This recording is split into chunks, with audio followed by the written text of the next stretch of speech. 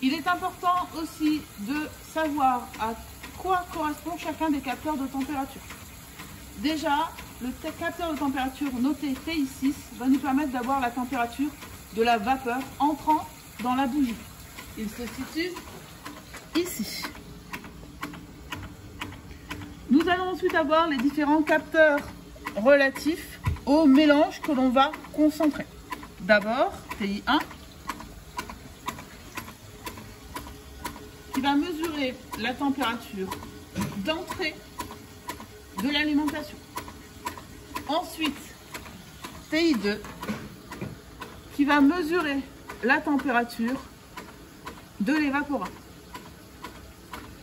Ensuite, TI3, la température du condensat en sortie du condenseur. Reste deux capteurs de température, TI5 et TI4, qui sont les températures respectivement d'entrée et de sortie de l'eau de refroidissement. Entrée d'eau de refroidissement, TI4. Sortie d'eau de refroidissement,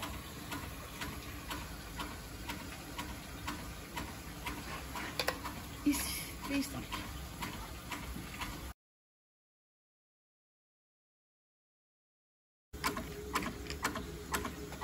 Maintenant que l'installation est au régime, nous allons procéder à différentes prises d'échantillons. Pour cela, au préalable, je récupère des flacons comme ceci, que je stérilise, et je pense à me stériliser les mains. Pour l'alimentation, je procède de la manière suivante. Je récupère un échantillon, je ferme, et j'essuie les pourtours. Premier échantillon, prêt. Je vais récupérer un échantillon du concentrat.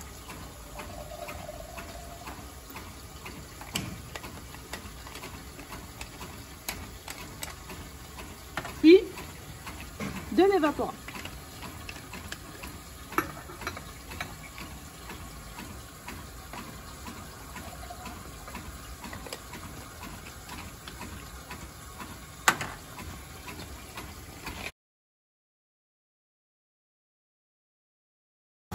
Je vais devoir réaliser une prise d'échantillon alors que l'installation est sous vide. Pour cela, je vais isoler le bac où je vais récupérer mes échantillons en fermant ces deux vannes.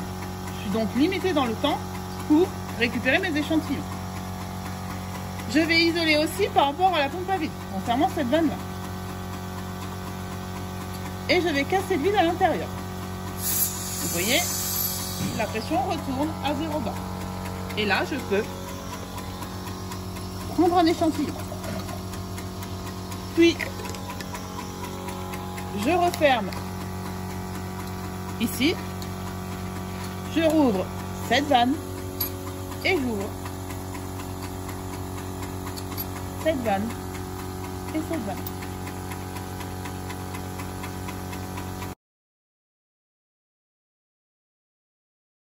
Ceci est un réfractomètre. Il va nous permettre de mesurer l'indice de réfraction en bas et le degré Brix sur la partie haute. Le degré Brix ici va représenter le pourcentage massique de saccharose présent dans l'échantillon. Le saccharose étant le sucre. Pour réaliser la mesure, je vais me positionner ici. Je vais ouvrir, retirer le papier Joseph et déposer quelques gouttes de notre échantillon. Puis, je vais refermer. Vérifier que cette partie-là est ouverte, cette partie-là est fermée, de manière à ce que cette partie-là soit dans la pénombre, cette partie-là soit éclairée par la lumière qui est ici, ou la lumière ambiante.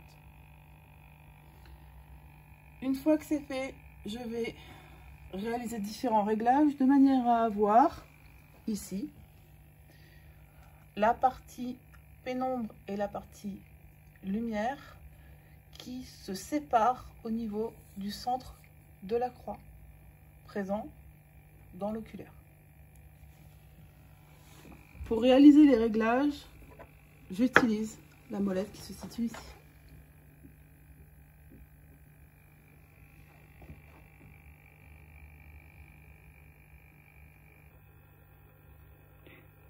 Donc, j'ai réalisé le réglage et je me retrouve avec ceci à l'intérieur de l'oculaire.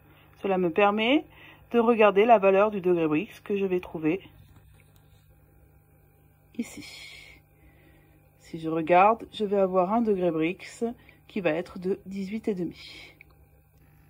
Je vais maintenant procéder au nettoyage du réfractomètre. Je commence d'abord par me remettre sur le 0. Puis je me dirige vers le dispositif où on a installé l'échantillon et je vais le nettoyer avec de l'alcool dilué. J'en positionne ici et ici. Et avec du papier Joseph, je vais absorber l'alcool que j'ai déposé. Attention, je ne fais que l'absorber, je ne frotte pas. Si je frotte, je vais rayer les cellules et la lecture ne sera plus possible.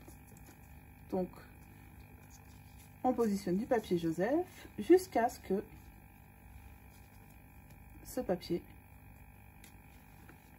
soit sec.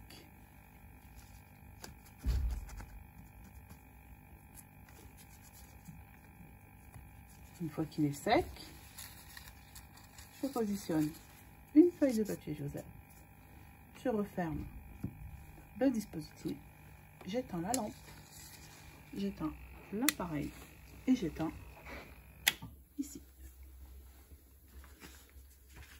Puis je nettoie le poste de travail, je récupère l'échantillon et je peux quitter le laboratoire de contrôle qualité.